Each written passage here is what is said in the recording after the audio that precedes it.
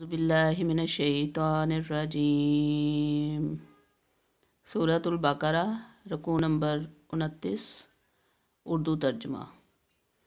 بسم اللہ الرحمن الرحیم۔ الطلاق مرتان فامساکم بمعروف او تسریح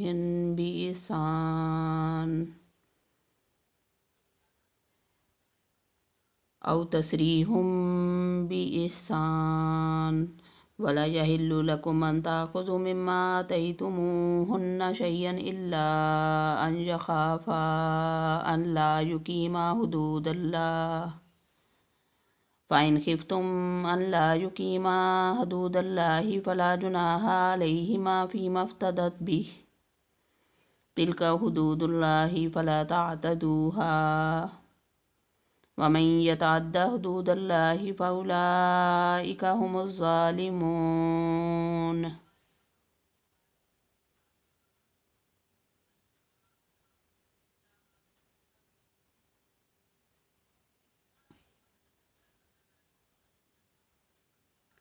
یہ طلاقیں 2 مرتبہ ہیں، پھر یا تو اچھائی سے روکنا ہے یا عمدگی سے چھوڑ دینا ہے، اور تمہیں حلال نہیں کہ تم نے انہیں جو دے دیا ہے اس میں سے کچھ بھی لو۔ ہاں، یہ اور بات ہے کہ دونوں کو اللہ کی حدیں قائم نہ رکھ سکنے کا خوف ہو۔ اس لیے اگر تمہیں ڈر ہو کہ یہ دونوں اللہ کی حدیں قائم نہ رکھ سکیں گے تو عورت رہائی کے لیے کچھ دے ڈالے۔ اس میں دونوں پر گناہ نہیں، یہ اللہ کی حدود ہیں، خبردار ان سے آگے نہ بڑھنا، اور جو لوگ اللہ کی حدوں سے تجاوز کر جائیں وہ ظالم ہیں۔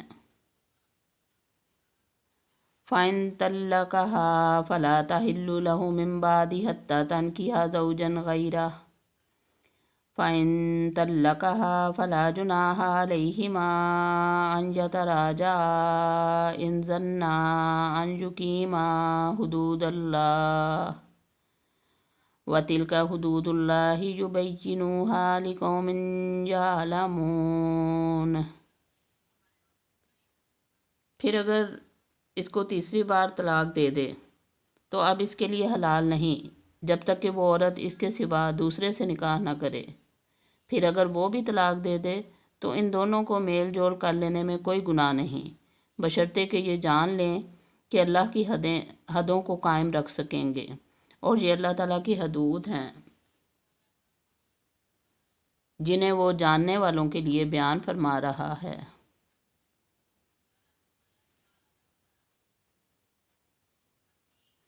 وَإِذَا طَلَّقْتُمُ النِّسَاءَ فَبَلَغْنَ أَجَلَهُنَّ فَأَمْسِكُوهُنَّ بِمَعْرُوفٍ أَوْ سَرِّحُوهُنَّ بِمَعْرُوفٍ وَلَا تُمْسِكُوهُنَّ ضِرَارًا لِتَعْتَدُوا وَمَنْ يَفْعَلْ ذَلِكَ فَقَدْ ظَلَمَ نَفْسَهُ وَلَا تَتَّخِذُوا آيَاتِ اللَّهِ هُزُوًا وَاذْكُرُوا نِعْمَتَ اللَّهِ عَلَيْكُمْ وَمَا أَنزَلَ عَلَيْكُم مِّنَ الْكِتَابِ وَالْحِكْمَةِ يَعِظُكُم بِهِ وَاتَّقُوا اللَّهَ وَاعْلَمُوا أَنَّ اللَّهَ بِكُلِّ شَيْءٍ عَلِيمٌ۔